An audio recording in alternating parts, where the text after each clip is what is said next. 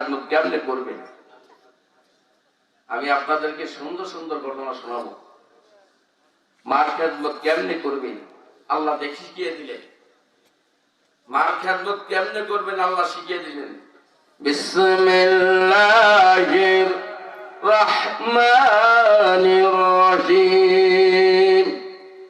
واخفض لهما جناح الذل من الرحمة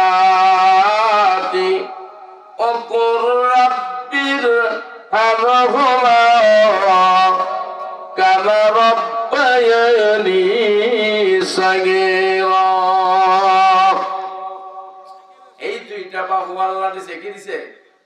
এই যে দুইটা বাহু আল্লাহ দিছে, আল্লাহ কো এই দুইটা বাহু দিলাম, তোর বাবা যখন বয়স্ক হয়ে যায়, 50 বছর হয়ে গেছে, 55 60 হয়ে গেছে, মা বাবা যখন বৃদ্ধা হয়ে গেছে রে, ওরে দুনিয়ার মানুষেরা শোন, আফিজলা হুমা জানা গাজ্জুল্লা মিনার রাহমাতি ওয়া কুর রাব্বিরহামহুমা কামা রাব্বায়ানি সাগীরা।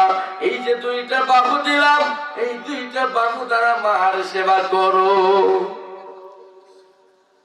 মা আলাদা করে বাপ দাদায় জ্বরে কুহাইতেছে, কান্না করতেছে, আপনি আপনার আদরের স্ত্রী নিয়ে আলাদা করে শুয়ে আছেন। এই শুয়ে থাকাটা আল্লাহ নিষেধ করেছেন, বলেছেন তুমি উঠে যাও, উঠে যেয়ে তুমি কি করো, উঠে যেয়ে তুমি কি করো,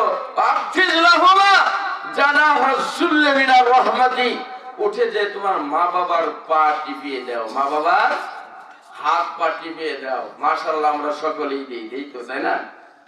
আমরা সকলে দেই না? আমরা সকলেই দেই, দেই না আমরা কি?